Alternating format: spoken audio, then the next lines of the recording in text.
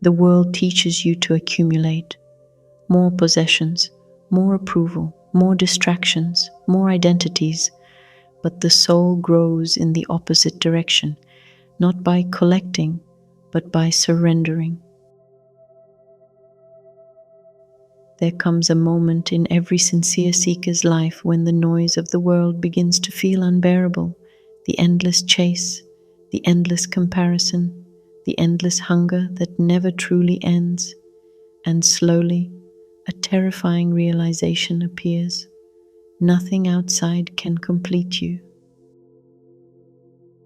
Papa Ramdas understood this deeply.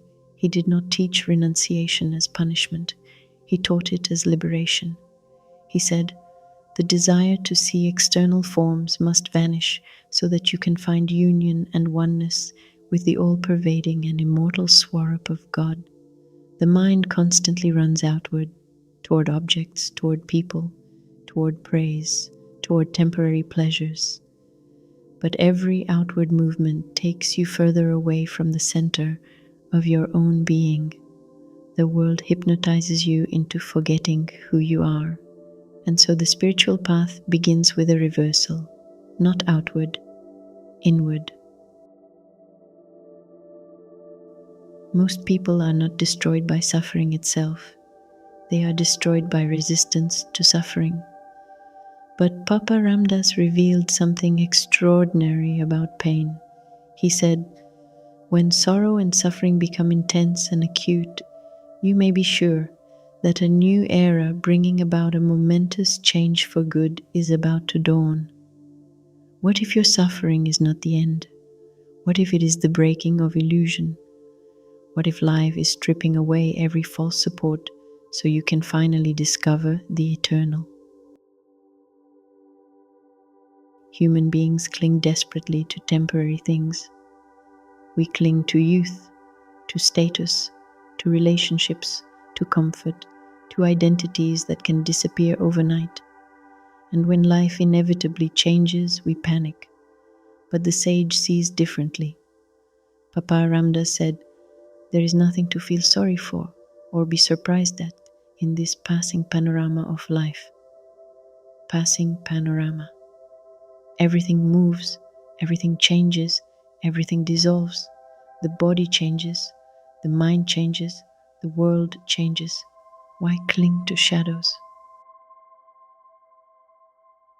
Many people think renunciation means abandoning the world externally, leaving society, wearing robes, owning nothing. But Papa Ramdas shattered this misunderstanding completely. He said, "Mere external renunciation is not only not necessary, but is not the way. You can sit in a cave and still be consumed by desire, and you can live in the middle of the world while remaining inwardly free. True renunciation is invisible. It happens in the mind, it happens in the heart. It is the quiet death of craving." Papa Ramdas goes even deeper. Renounce all desires of the mind and the intellect, and enjoy the bliss of the Atman, even though you may, for its sake, live in a garret or turn into a wandering naked mendicant. This is radical, because the world worships desire.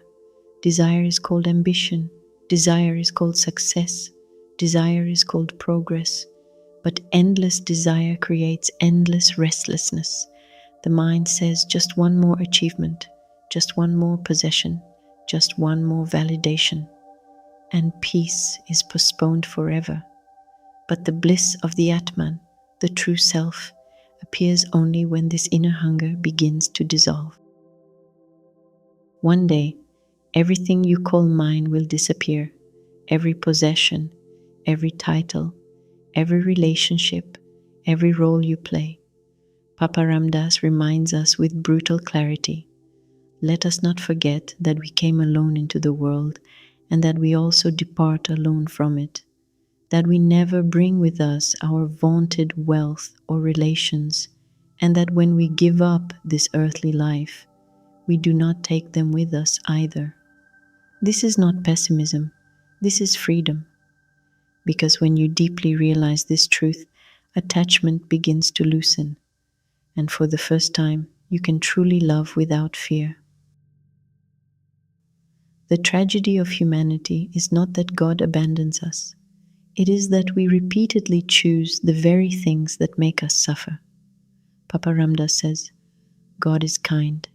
He teaches us through our experience that our desires are our enemies and that the sense objects are wombs of misery. Still, we crave for them and suffer. Whose fault is it? Ours only. Why then blame God? Every attachment eventually becomes a teacher. Every craving eventually reveals its own emptiness. And life keeps repeating the lesson until the soul finally awakens. Renunciation is not losing life. Renunciation is discovering what cannot be lost. It is the end of slavery to the restless mind. It is the beginning of inner vastness. The world may continue to move around you, but inwardly something becomes still, something eternal, something untouched by gain or loss. And in that silence, you finally discover God within.